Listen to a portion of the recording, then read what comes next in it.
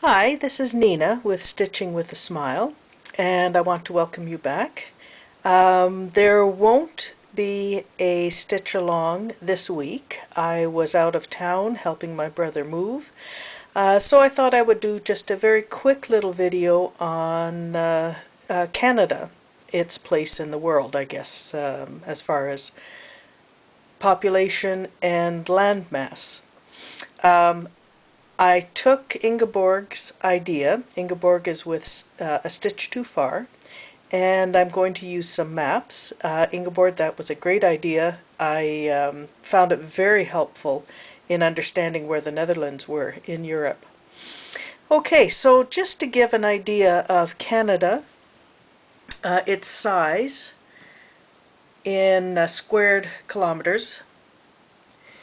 Russia is 17 million square kilometers. Canada is 9.9 million. Canada is the second largest country in the world. Russia is the first. The United States is just behind Canada at 9.6 million square kilometers. So that gives you an idea of size of Canada. It's quite a large continent, or quite a large country, I should say. North America, or America is the continent. The population of Canada is actually quite small compared to its landmass. So if we look at the United States, there are 318 million people. It's ranked third in the world. Russia has 142 million. It's ranked ninth. The UK has 63 million. It's ranked 22nd. Poland has 38 million, ranked 34th. And Canada is ranked at the 37th largest country as far as population at 34 million. What I find really interesting is that the population of Canada is less than the population of California. California is one of the 50 states in the United States. It has a population of 39 million. Canada has a population of 34 million. So the entire country of Canada, population-wise, is less than California. I find that fascinating. Okay, so as far as maps go, Canada with regards, or its relation to the world. So we have the Americas here, Europe, Asia, and Australia over here. So this gives you an idea of where Canada is. Canada is part of North America. Then you have Central America and South America. United States is here, with Alaska being part of the United States, and Hawaii, which is off to the left over here. So this is Canada. This is water, and these are the Great Lakes down here.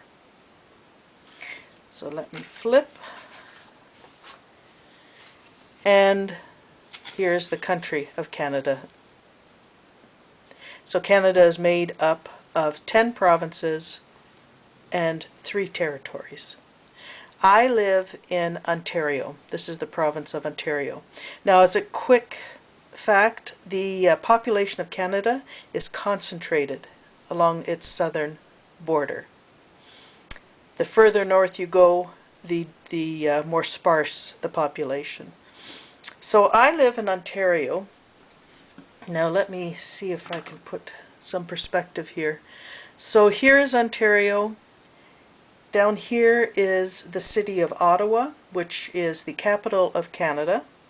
There is the city of Toronto, which is the capital of Ontario. And I live somewhere up here. I'm going to pull out a map of just Ontario by itself.